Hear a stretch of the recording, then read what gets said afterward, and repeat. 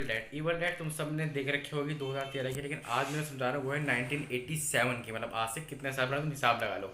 तो ठीक है, मैं शुरू करता हूँ। फिल्म के मेन कैरेक्टर का नाम है ऐश। वो एक जंगली इलाके में आ रहा होता है जिसमें पुल होता है बीच में बना हुआ, और वो उसे पार करके उस इलाके में आता है अपनी जीएफ के साथ। अब जब वो आता है तो उसे घर मिलता है खाली, जैसे इवल डेड में दिखाया है बिल्कुल वैसा ही, और उसकी कॉपी करी है 1987 की ने अपने।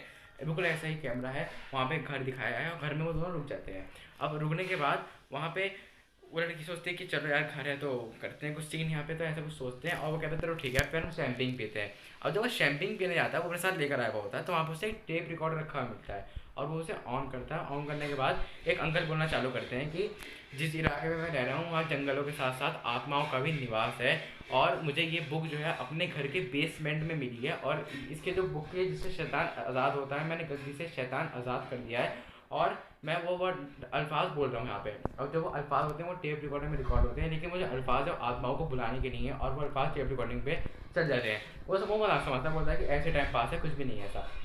जो बाहर जाता है तो उसकी गर्लफ्रेंड पे आत्मा अटैक कर देती है, और फिर जो है उसकी गर्लफ्रेंड उसे मारने पे तुलती है, मतलब जान से मारने की कोशिश करती है, लेकिन वो अपनी गर्लफ्रेंड को गर्दन अलग करके दफना देता है, और वहाँ पे एक वो साइन नहीं होता, वह साइन लगा देता है। और साइन लगाने के बाद वो रोने लगता है कि मतलब जीएफ थी उसकी, ऐसी मर गई बिन बात ही। और फिर उसके बाद उस पर दिमाग पे काबू होना चालू होता है, उस पर वो आत्मा अटैक करने की कोशिश करती है, लेकिन अपना हीरो बहुत समझदार है। और इसमें मुझे डर कम फनी ज़्यादा लगा है, मतलब जो ही कमेंट्री और हीरो ने एक्टिंग की है सीरियसली। और इसमें ऐसा होता रहता है, वो उस पर अटैक करने की कोशिश करता है, लेकिन हीरो बहुत समझदार है। अब वो घर जाने की कोशिश करता है तो घर पर चलता है, ये घर टूट चुका है, ब्रिज के 2 टुकड़े हो चुके हैं, तो वो घर भी नहीं जा सकता। अब वो समझ जाता है कि या तो मैं शिकार हो जाऊँ या फिर मैं यहाँ पे घर के अंदर वापस जाके कुछ सोचूं। अब वो घर के अंदर जैसे ही वापस जाता है तो आत्मा उस पर अटैक करती है, लेकिन उससे कुछ नहीं होता। वो आत्मा बन भी जाता है, लेकिन वो कुछ देर बाद सही भी हो जाता है। और फिर पता चलता है कि इस घर के जो बाप, जिस बुढ़े ने आज़ाद की थी आत्मा, उसकी बेटा बहू भी है। तो वो दोनों एरोप्लेन से आ रहे होते हैं, एक लड़का मिलता है, एक आदमी मिलता है रास्ते में, जो बोलता है कि ब्रिज तो टूट चुका है, क्योंकि ब्रिज टूट चुका था, आत्माओं ने तोड़ दिया है। तो उसे दूसरा रास्ता पता है, वो बोलता है अपने बहू बेटे से कि मैं तुम्हें ले चलूँगा, लेकिन तुम्हें मेरा किराया देना पड़ेंगे, और मेरी जीएफ का नाम है बाबू जो। वो बोलता है कि इसका किराया देना पड़ेगा। तो ठीक है, बोलिए ठीक है किराया दे देंगे। किराया होता है $100 का। तो वो लेकर चलते बनते हैं, और जैसे वो घर पर आते हैं तो अपना जो हीरो है उसका हाथ अलग हो चुका है। हाथ अलग क्यों हुआ है, क्योंकि आत्मा ने उसके हाथ पर अटैक कर दिया था, तो उन्हें अपना हाथ काट लिया है, मतलब बहुत पेन झेल रहा है वो। अब वो लोग समझते हैं कि ये सब कुछ कर रहा है, तो वो उसे मार पीट के बेसमेंट में फेंक देते हैं, बेसमेंट में जहाँ पे आत्मा रहती है, लेकिन ये बात उसे नहीं पता होती। बेसमेंट में फेंकने के बाद तो वो जब टेप रिकॉर्डर ऑन करता है दोबारा से उनका बेटा आकर, तो कहता है कि हमारे माँ बाप को इसने नहीं मारा है, इसको किसी ने मारा है, इसका हाथ देखो जाके।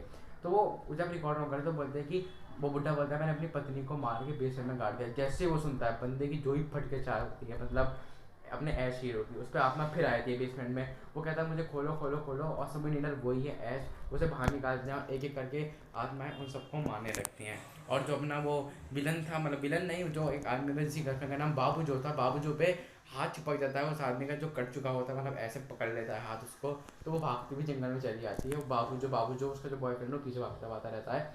और तो वो अपना ऐश बोलता है कि अगर वो उन जंगलों में जा चुकी है तो समझ लो कि वो मर चुकी है, अब उसके पीछे मत जाओ, हम भी मर जाएंगे। लेकिन अपना जो हीरो है उसके पास एक बंदूक है और एक कुल्हाड़ी है, और वो जो लड़की है उस लड़की के पास जादू टोने के पेपर थे जिनसे वो आत्माओं का निवास खत्म हो सकता है, क्योंकि उसके दादा ने उसके लिए बचा के रखे थे, समझ गया, वो अपने साथ लेकर आई थी। तो अगर वो जो मंत्र पढ़ेगी तभी आत्माएं जाएंगी, वरना नहीं जाएंगी। तो वो समझ जाते हैं कि हमें ये पढ़ना होगा, लेकिन वो जब अपना है वो उसका आशिकी का भूत सवार है, वो बाबूजी को ढूंढने जंगल में जाता है। इस वजह से अपने भूत अपने ऐश पर सर हो जाता है, और वो तो मर ही चुका है, बाबूजी तो मर चुकी होती है, वो जो जंगल में झाड़ी मटका के मारते हैं वैसे ही। और अपना बुढ़ा जब मर चुका है, अब सिर्फ बचे हैं ऐश और एक लड़की। ऐश मंत्र का जाप करना चालू करती है, लेकिन मंत्र बेवकूफ़ ने बेसमेंट में फेंक दिए थे बंदूक उसके सर पर रख के।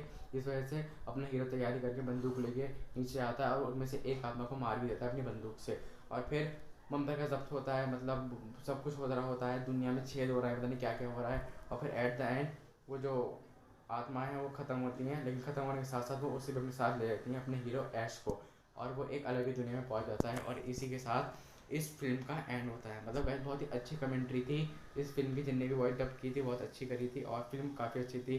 अब क्या आपने देख रखी है तो ऐसी बिल्कुल भी नहीं है, पुरानी वाली ज़्यादा अच्छी है 1987 वाली, तो उसे जाकर ज़रूर देखना। और जो मैंने समझाई वो बिल्कुल एक एक अल्फाज हैं। और तो हाँ, वीडियो अच्छी लगी तो लाइक कर देना, चैनल पर नया सब्सक्राइब कर देना। और मेरा नाम तो हुदैफा और आप थे मिस्टर फैकी चैनल पे। तो मिलते हैं अगली वीडियो में, तब तक के लिए बाय बाय।